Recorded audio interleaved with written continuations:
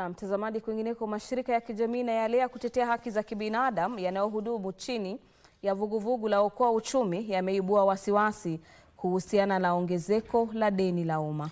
Kadhalika yalikosoa pendekezo la mswada wa fedha mwaka 2025 linalodhamiria kuruhusu halmashauri ya ukusanyaji ushuru nchini KRA kupata maelezo ya miamala ya kibinafsi kwenye rununu na benki kinyume cha sheria na za habari za kibinafsi.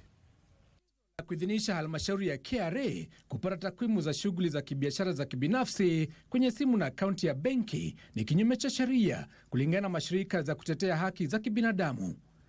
Vuguvugu la Okoa Uchumi limesema pendekezo hilo linalopatikana kwenye mswada wa fedha wa mwaka 2025 linakiuka sheria za takwimu za kibinafsi. In our view, such a move is unconstitutional and a tone deaf to the lived fears of many Kenyans, especially after the 2024 protests, which were met with crackdown, primarily supported by surveillance. Tofauti na mswada wa fedha wa mwaka 2024 ulionuiwa kutanua wigo wa ushuru, mswada wa fedha wa mwaka huu unadhamiria kuziba mianya iliyopo ya ukusanyaji mapato. Mashirika hayo ya kijamii yamehoja kuwa pendekezo la kufanyia mageuzi au kuondoa ushuru wa baadhi ya bidhaa litaongeza gharama za dawa, vyakula vya mifugo na nishati safi.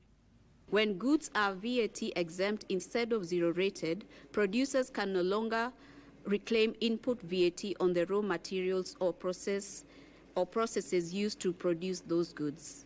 This ultimately increases production costs and drives prices higher for consumers. Mashirika hayo vilevile yameshtumu serikali kwa kukosa kushughulikia suala la nakisi ya shilingi bilioni 9.4 kwenye bajeti iliyosababishwa na kuondolewa kwa ufadhili wa shirika la misaada la kimataifa la Marekani USAID. This critical program has contributed to an increase in the number of women delivering in health facilities under the care of skilled birth attendants over time.